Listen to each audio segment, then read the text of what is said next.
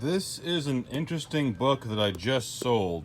It's called Black Fairy Tales, and they don't mean like macabre or morbid, they mean like African people. It's by Terry Berger, omitted, illustrated by David Omar White. It was from Tappan Middle School, which is a school in Ann Arbor, and this book sold within about 36 hours of being listed. And what I want to do is just go over the table of contents, because although I'm not going to show all the fairy tales, I think if you're someone who is interested in this kind of stuff, it would behoove you to know just what they're called and to see the table of contents and to look at a few of the illustrations as well. You can see that it was sold at a library book sale for $4.75. I sold it for $22, which is a bit below market value. And the reason I did that is because it has a library binding, and I'll typically go below market value because that's less desirable for a lot of book collectors. So we'll see the table of contents. See copyright 1969. This is the third printing. If it was the first printing, it'd be worth about 80 bucks, but it's not. So the first one is the Moss Green Princess, a Swazi tale. The second one is the Serpent's Bride, a Shangani story. Then the Fairy Frog, a Swazi tale. Then the Enchanted Buck. Then the Beauty and the Beast. Then the story of the Shining Princess. You can see how that's spelled.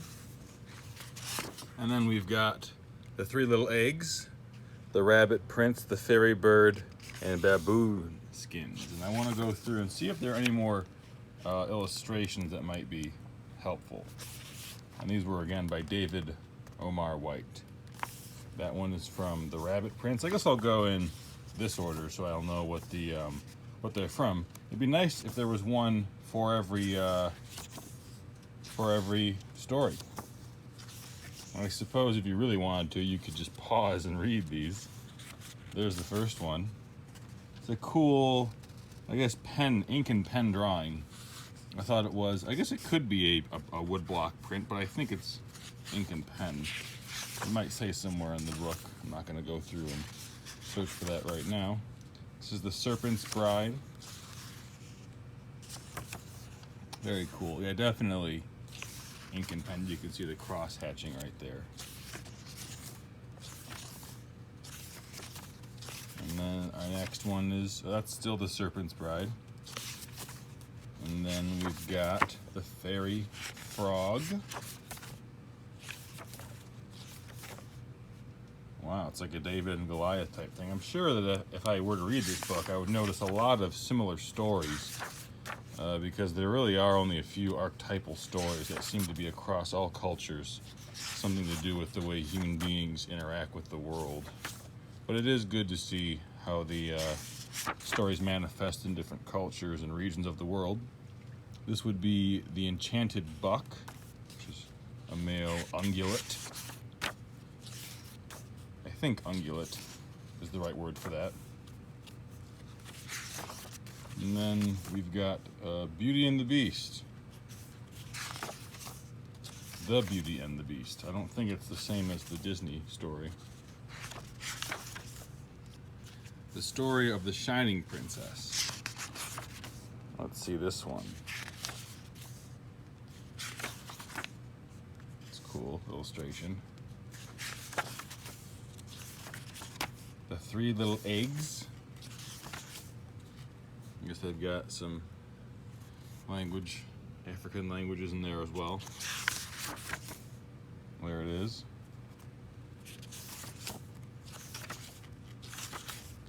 The Rabbit Prince.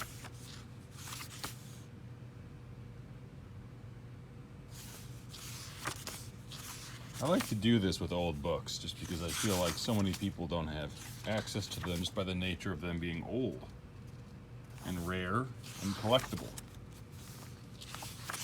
The Fairy Bird, a Swazi tale. That's maybe not the same one, but the same style. Landscape drawing.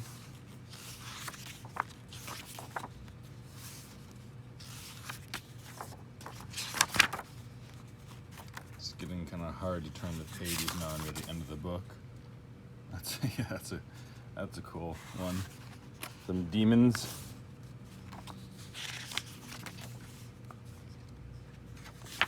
Maybe those were called Enzimu, I don't know. And there's a glossary at the end as well, after this last one. And the glossary, I'm sure, just goes over some more of the esoteric names and terminology. And I thought you just might like to see that. So thanks for looking at this, and if enough people watch the video, I'll link to where you can buy it, because I'm sure it's on eBay from other sellers besides myself.